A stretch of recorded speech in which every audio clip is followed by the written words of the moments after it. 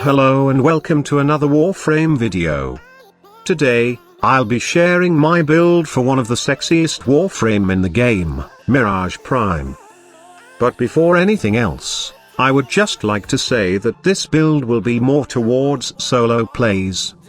As you all know, I'm more of a solo player because of my crappy internet connection, which is why I always tone my builds towards solo mission runs.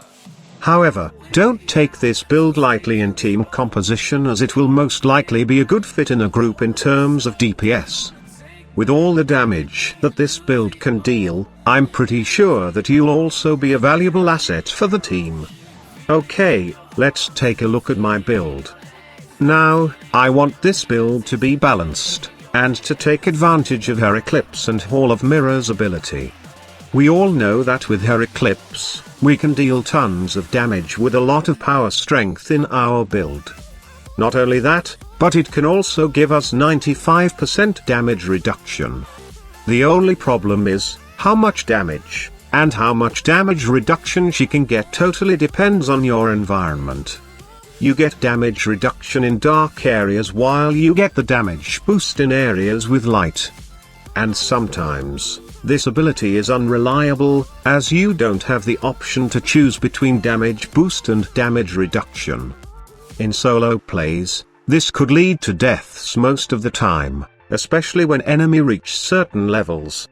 Also, if you'll say that Hall of Mirrors does provide a little distraction, as some enemies will hit your clones instead of you, but take note of the word some, and not all. When you are in the wrong place, with lots of enemies hitting you, I'm pretty sure that you'll die in seconds. So, with all these things in mind, I decided to remove some power strength in my build and put some survivability mods on it. Well, it may not make your Mirage Prime tanky, but it will surely make her survive a lot better, especially in solo plays.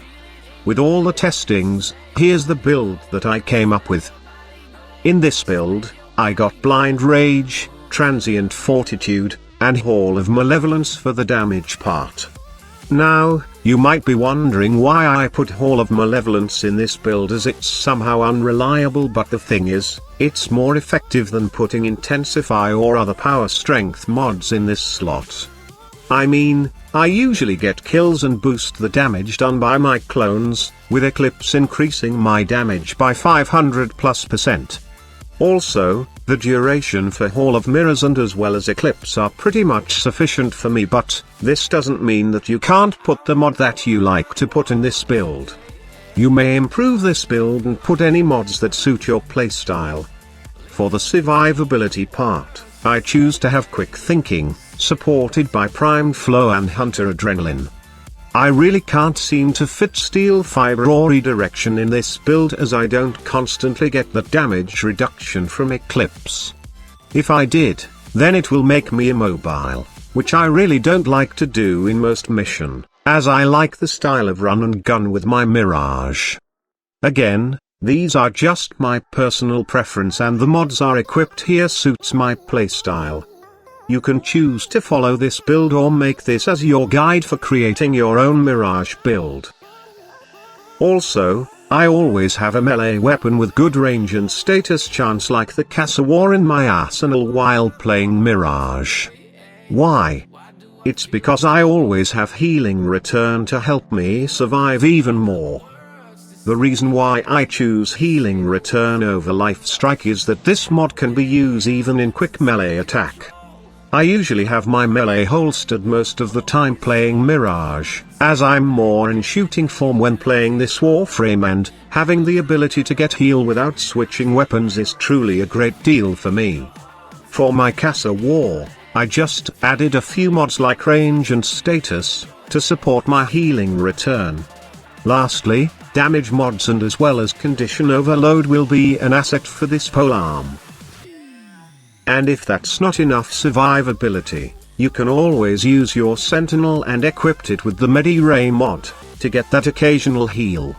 And the Guardian mod, which restore your shield when it runs out. Overall, this is a pretty solid build in my opinion, especially in solo plays. Now, I know some of you may find that my Mirage Prime setup is lacking something, like even more survivability, but the thing is, I'm just using what I have right now. I don't have lots of platinum yet to buy expensive stuff like a rank 10 arcane grace, but I really don't think that will be a great factor for Mirage survivability. Yes, Mirage can tank, but only in dim places. And also, this Warframe doesn't have that luxurious high health pool like Nidus and Inaros have, which is why I really think that letting enemies hit you all the time, even with the Eclipse buff on, won't do you no good. It's best that you move around, kill a bunch of enemies while evading some of their attacks, and move to another area. Well, I made sure that this build is created for that purpose, and I'm pretty sure that you will have tons of fun playing your Mirage with this build. For those looking for a CC build for Mirage, I may release it in the future, but for now, I definitely suggest that you try this build, which focuses on her Hall of Mirrors and Eclipse abilities. It's a great build for you guys who like to see lots of damage numbers in your screen, or just love playing with their Mirage Prime. So that's it. Hope that you enjoy watching this video and find it informative. As always, don't forget to hit that like button if you enjoy watching this video, and, for those first timers here, you can click that subscribe button and join my notification squad if you want to see more Warframe videos from me in the future. Thank you so much for watching, and see you on my next video.